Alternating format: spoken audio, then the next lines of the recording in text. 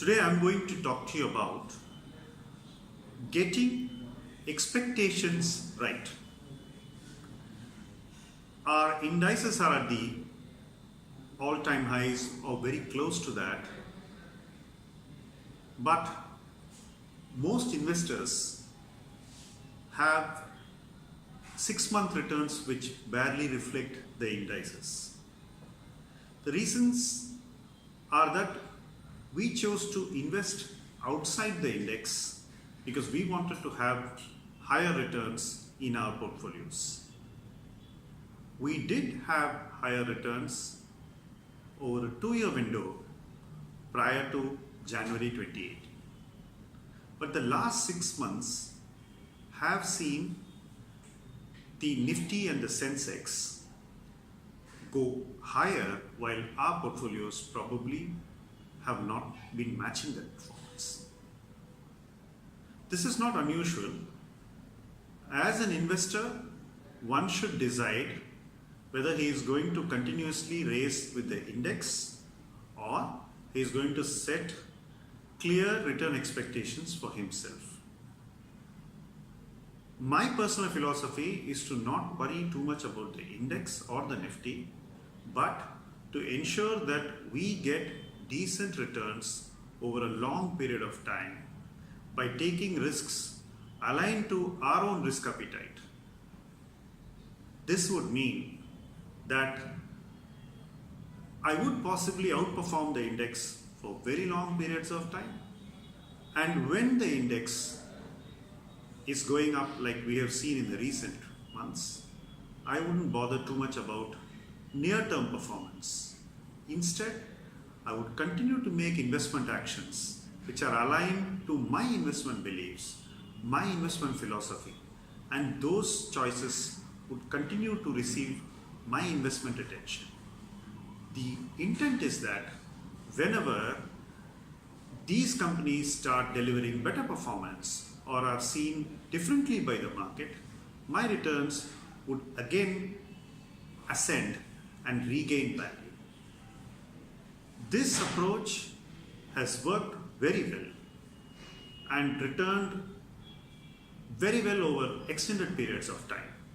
But that would mean that one does not worry about what happened to the index. You may wonder, how can you ignore index performance? Index performance is a function of a few companies receiving excessive flows of money over short periods of time. In every cycle, we have seen this happen, and this time is no different. But you must understand the investment actions of these companies. Most of the companies raise fresh monies around the highs. You are seeing issuances by companies around these highs, and these are important index constituents. Once these issues are complete, these companies' valuations will also take a time correction and often even a breather. At that time, when you compare your returns with the returns of the index, you probably won't look too bad. So it is only this brief period when flows help a few companies that you will feel a little bit out of place. Having said that, what could we have done better?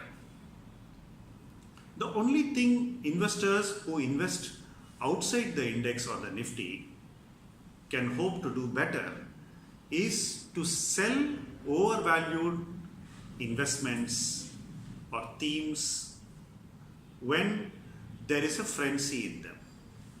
Ideally, one should have sold mid-cap, small-cap, micro-cap funds and possibly even banking funds in the beginning of this year.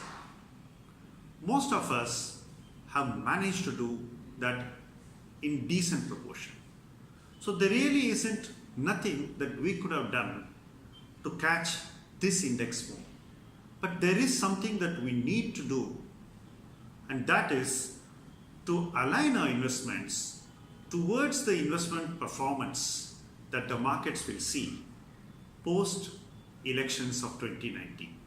That would mean making clear long-term conviction calls which are not defensive in nature but which are oriented towards aggressive returns once the elections are over.